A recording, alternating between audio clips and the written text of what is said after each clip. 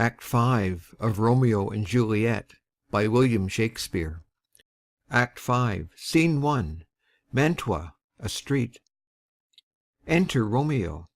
If I may trust the flattering eye of sleep, my dreams presage some joyful news at hand. My bosom's lord sits lightly in his throne, and all this day an unaccustomed spirit lifts me above the ground with cheerful thoughts. I dreamt my lady came and found me dead. Strange dream that gives a dead man leave to think, and breathed such life with kisses in my lips that I revived and was an emperor. Ah me!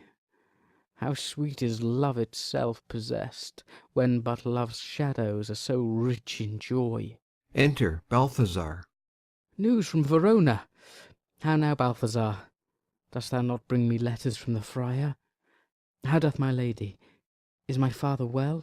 How fares my Juliet? That I ask again, for nothing can be ill if she be well. Then she is well, and nothing can be ill. Her body sleeps in Capel's monument, and her immortal part with angels lives. I saw her laid low in her kindred's vault, and presently took post to tell it you. Oh, pardon me for bringing these ill news, since you did leave it for my office, sir. Is it even so? Then I defy you, stars. Thou know'st my lodging. Get me ink and paper, and hire post-horses. I will hence tonight. I do beseech you, sir, have patience. Your looks are pale and wild, and do import some misadventure. Tush, thou art deceived. Leave me, and do the thing I bid thee do. Hast thou no letters to me from the friar? No, my good lord. No matter. Get thee gone, and hire those horses. I'll be with thee straight. Exit Balthazar. Well, Juliet, I will lie with thee tonight. Let's see for means. O mischief, thou art swift to enter in the thoughts of desperate men. I do remember an apothecary, and hereabouts he dwells, which late I noted in tattered weeds, with overwhelming brows, culling of simples. Meagre were his looks, sharp misery had worn him to the bones, and in his needy shop a tortoise hung, an alligator stuffed, and other skins of ill-shaped fishes, and about his shelves a beggarly account of empty boxes, green earthen pots, bladders and musty seeds, remnants of pack-thread, and old cakes of roses were thinly scattered to make up a show. Noting this penury, to myself I said, and if a man did need a poison now, whose sale is present death in Mantua, here lives a caitiff wretch would sell it him. Oh, this same thought did but forerun my need, and this same needy man must sell it me. As I remember, this should be the house. Being holiday, the beggar's shop is shut. What ho, apothecary! Enter Apothecary. Who calls so loud? Come hither, man. I see that thou art poor. Hold, there is 40 ducats. Let me have a dram of poison, such soon speeding gear as will disperse itself through all the veins, that the life-weary taker may fall dead, and that the trunk may be discharged of breath as violently as hasty powder fired doth hurry from the fatal cannon's womb. Such mortal drugs I have, but Mantua's law is death to any he that utters them. Art thou so bare and full of wretchedness, and fear'st to die? Famine is in thy cheeks, need and oppression starveth in thine eyes, contempt and beggary hangs upon thy back. The world is not thy friend, nor the world's law. The world affords no law to make thee rich. Then be not poor, but break it, and take this. My poverty, but not my will, consents. I pay thy poverty, and not thy will. Put this in any liquid thing you will, and drink it off, and if you had the strength of 20 men, it would dispatch you straight. There is thy gold. Worse poison to men's souls, doing more murders in this loathsome world than these poor compounds that thou mayst not sell. I sell thee poison, thou hast sold me none. Farewell, buy food and get thyself in flesh. Come, cordial and not poison, go with me to Juliet's grave, for there must I use thee. Exit. Scene 2. Friar Lawrence's cell. Enter Friar John. Holy Franciscan friar, brother, ho! Enter Friar Lawrence. This same voice be the voice of Friar John, welcome from Mantua. What says Romeo? Or, if his mind be writ, give me his letter. Going to find a barefoot brother out, one of our order, to associate me, here in the city visiting the sick, and finding him, the searchers of the town, suspecting that we both were in a house where the infectious pestilence did reign, sealed up the doors, and would not let us forth, so that my speed to Mantua was there stayed. Who bare my letter then to Romeo? I could not send it. Here it is again. Nor get a messenger to bring it thee, so fearful were they of infection. Unhappy fortune! By my brotherhood, the letter was not nice, but full of charge of dear import, and the neglecting it may do much danger. Friar John, go hence, get me an iron crow, and bring it straight unto my cell. Brother, I'll go and bring it thee. Exit. Now must I to the monument alone. Within this 3 hours will fair Juliet wake. She will beshrew me much that Romeo hath had no notice of these accidents. But I will write again to Mantua, and keep her at my cell till Romeo come. Poor living corse, closed in a dead man's tomb. Exit. Scene 3. A churchyard. In it a monument belonging to the Capulets. Enter Paris and his page, bearing flowers and a torch. Give me thy torch, boy. Hence, and stand aloof. Yet put it out, for I would not be seen. Under yond yew tree, lay thee all along, holding thine ear close to the hollow ground. So shall no foot upon the churchyard tread, being loose, unfirm with digging up of graves. But thou shalt hear it. Whistle then to me, as signal that thou hear'st something approach. Give me those flowers. Do as I bid thee, go! Aside. I am almost afraid to stand alone here in the churchyard, yet I will adventure. Retires. Sweet flower, with flowers thy bridal bed I strew. O woe! Thy canopy is dust and stones, with which sweet water nightly will I dew, or wanting that, with tears distilled by moans. The obsequies that I for thee will keep nightly shall be to strew thy grave and weep. The page whistles. The boy gives warning something doth approach. What cursed foot wanders this way tonight, to cross my obsequies and true love's right? What, with a torch? Muffle me, knight, awhile. Retires. Enter Romeo and Balthazar with a torch, mattock, and crowbar. Give me that mattock and the wrenching iron. Hold, take this letter. Early in the morning see thou deliver it to my lord and father. Give me the light. Upon thy life I charge thee, whate'er thou hear'st or seest, Stand all aloof, and do not interrupt me in my course. Why I descend into this bed of death is partly to behold my lady's face, but chiefly to take thence from her dead finger a precious ring, a ring that I must use in dear employment. Therefore hence, be gone. But if thou, jealous, dost return to pry in what I further shall intend to do, by heaven, I will tear thee joint by joint, and strew this hungry churchyard with thy limbs.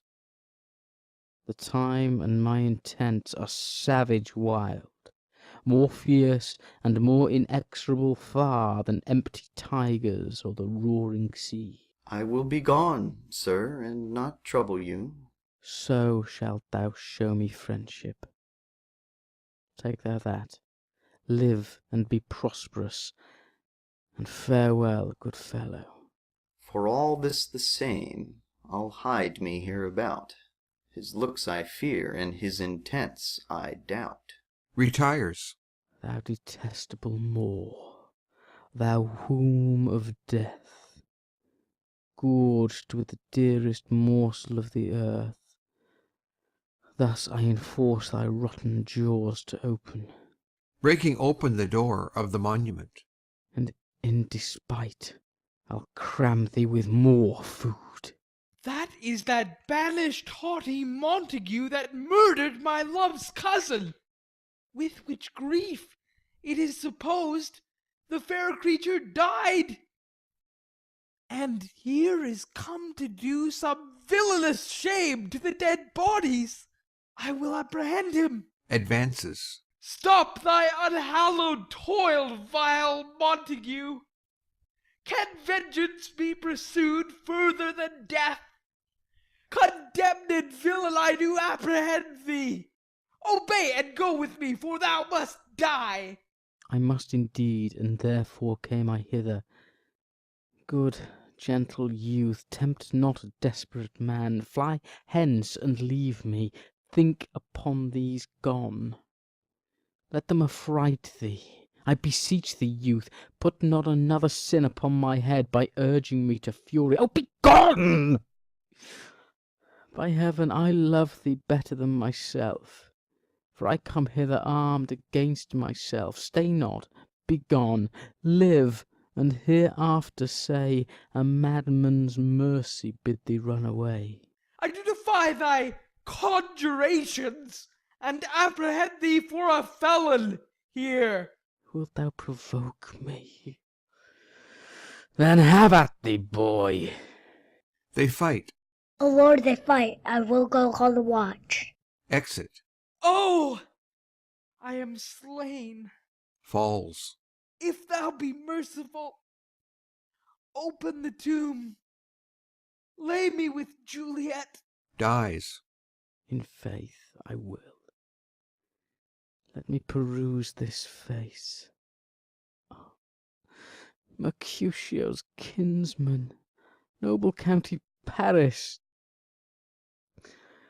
What said my man when my betossed soul did not attend him as we rode? I think he told me Paris should have married Juliet. Said he not so? Or did I dream it so? Or am I mad, hearing him talk of Juliet, to think it was so? Oh, give me thy hand, one writ with me in sour misfortune's book. I'll bury thee in a triumphant grave. A grave? Oh no, a lanthorn slaughtered youth. For here lies Juliet, and her beauty makes this vault a feasting presence full of light. Death, lie thou there by a dead man interred. Laying Paris in the monument. How oft, when men are at the point of death, have they been merry, which their keepers call a lightning before death? Oh, how may I call this a lightning? Oh, my love, my wife, Death, that hath sucked the honey of thy breath, hath had no power yet upon thy beauty. Thou art not conquered. Beauty's ensign yet is crimson in thy lips and in thy cheeks, and death's pale flag is not advanced there.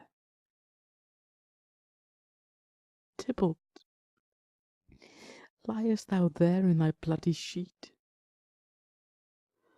Oh, what more favour can I do to thee than with that hand that cut thy youth in twain, to sunder his that was thine enemy? Forgive me, cousin. Ah, dear Juliet, why art thou yet so fair?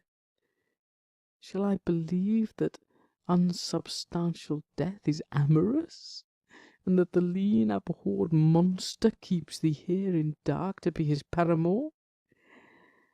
For fear of that, I still will stay with thee, and never from this palace of dim night depart again. Here will I remain with worms that are thy chambermaids. Oh, here will I set up my everlasting rest, and shake the yoke of inauspicious stars from this world-wearied flesh. Eyes, look your last. Arms, take your last embrace, and lips, O you the doors of breath, seal with a righteous kiss a dateless bargain to engrossing death. Come, bitter conduct, come, unsavoury guide, thou desperate pilot, now at once run on the dashing rocks thy sea-sick weary bark. Here's to my love. Drinks. Oh, true apothecary, thy drugs are quick. Thus, with a kiss, I die. Dies. Enter at the other end of the churchyard Friar Lawrence with a lantern, crow, and spade. St. Francis be my speed! How oft tonight have my old feet stumbled at graves! Who there? Who is it that consorts so late the dead? Here's one, a friend, and one that knows you well. Bliss be upon you. Tell me, good friend, what torch is yon that vainly lends its light to grubs and eyeless skulls? As I discern, it burneth in the capel's monument. It doth so, holy sir, and there's my master, one that you love. Who is it? Romeo. How long hath he been there? Full half an hour. Go with me to the vault. I dare not, sir. My master knows not but I am gone hence, and fearfully did menace me with death if I did stay to look on his intents. Stay then. I'll go alone. Fear comes upon me. Oh, much I fear some ill unlucky thing.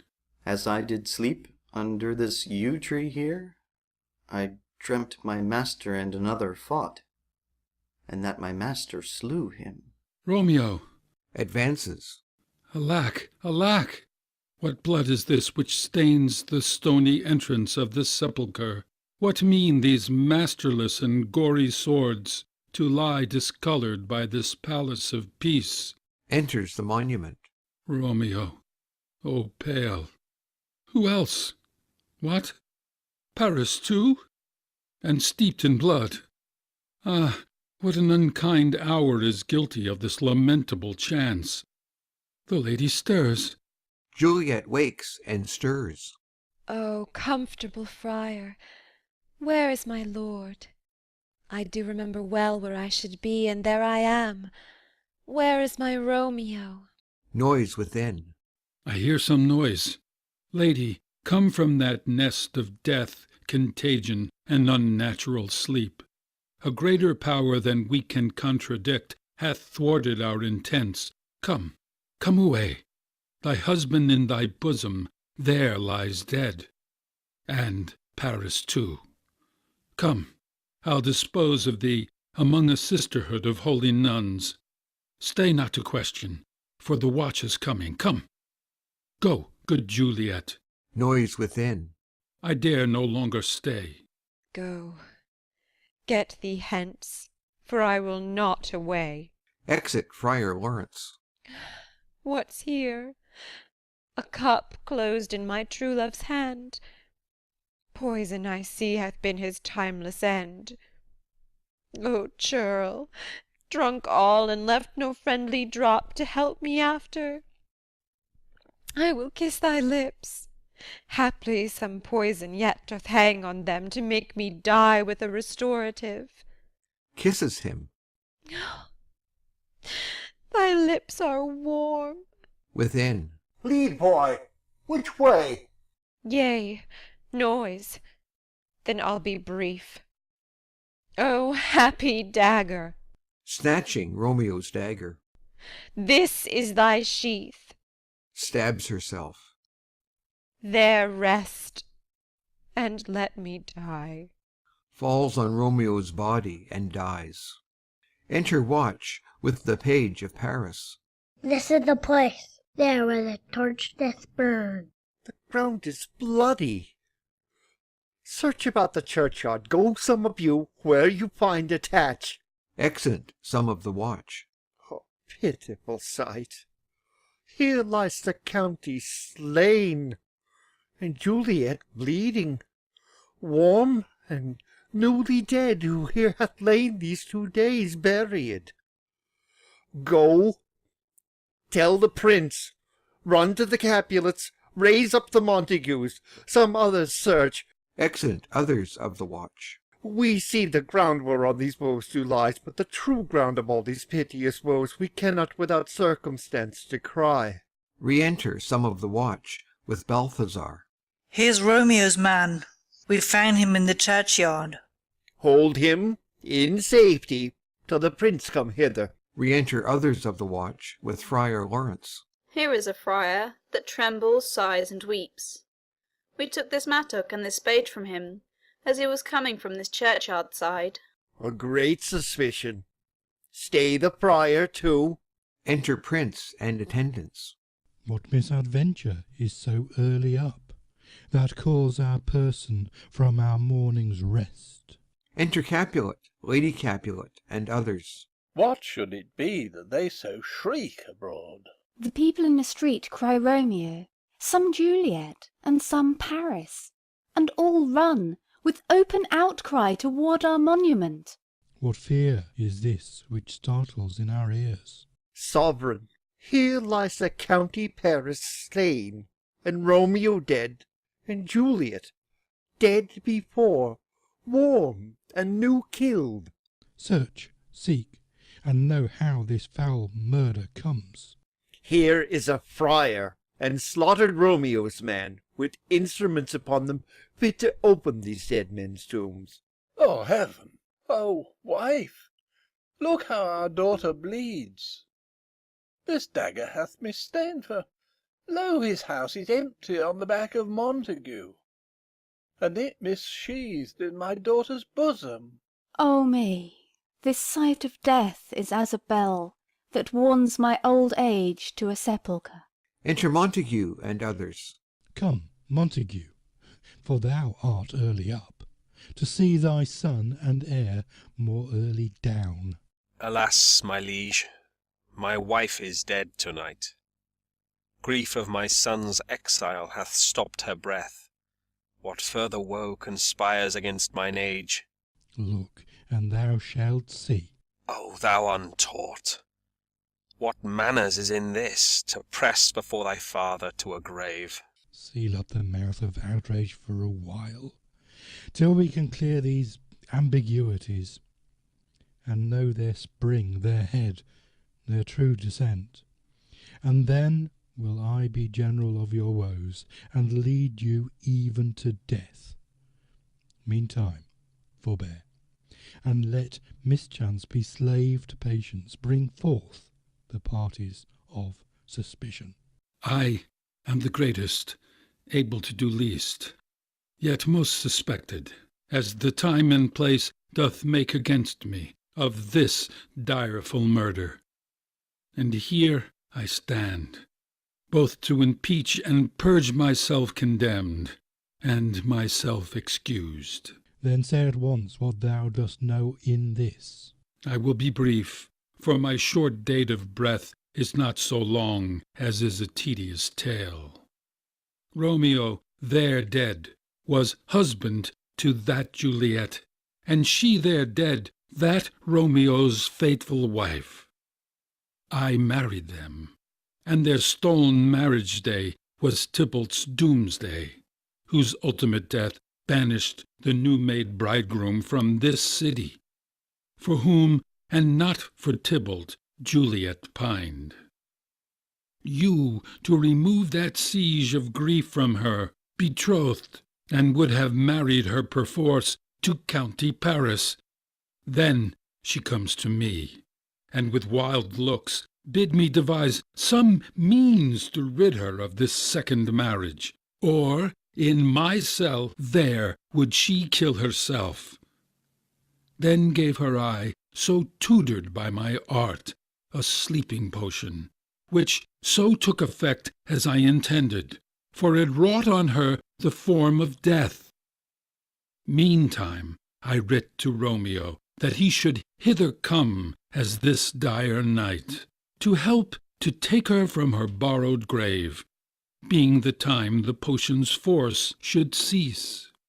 But he who bore my letter, Friar John, was stayed by accident, and yesternight returned my letter back.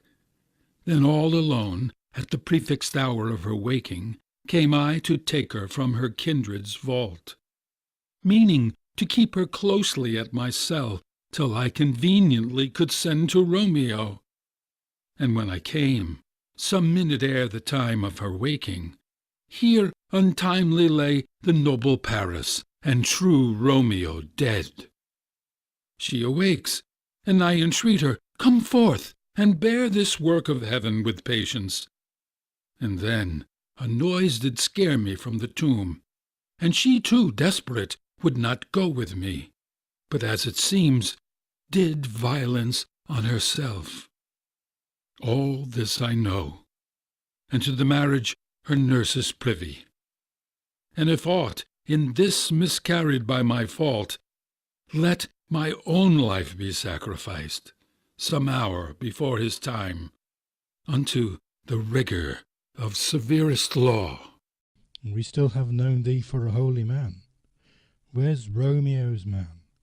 What can he say in this? I brought my master news of Juliet's death, and then in post he came from Mantua to this same place, to this same monument. This letter he early bid me give his father, and threatened me with death, going in the vault. I departed not, and left him there. Give me the letter. I will look on it. Where is the county's page that raised the watch? Sirrah, what made your master in this place? He came with flowers to strew his lady's grave, and bid me stand aloof, and so I did. Anon comes one with light to ope the tomb, and by my master drew on him. And then I ran away to call the watch. This letter doth make good the friar's words, their course of love, the tidings of her death. And here he writes, that he did buy a poison of a poor apothecary, and therewithal come to this vault to die, and lie with Juliet. Where be these enemies, Capulet, Montague? See what scourge is laid upon your hate, that heaven finds means to kill your joys with love, and I, for winking at your discords too, have lost a brace of kinsmen. All are punished. O brother Montague, give me thy hand. This is my daughter's jointure, for no more can I demand. But I can give thee more, For I will raise her statue in pure gold, that while Verona by that name is known, there shall no figure at such rate be set as that of true and faithful Juliet. As rich shall Romeo's by his ladies lie, poor sacrifices of our enmity. A glooming peace this morning with it brings. The sun for sorrow will not show its head. Go hence, to have more talk of these sad things. Some shall be pardoned and some punished, for never was a story of more woe than this of Juliet and her Romeo. Exeunt. End of Act 5. End of Romeo and Juliet by William Shakespeare.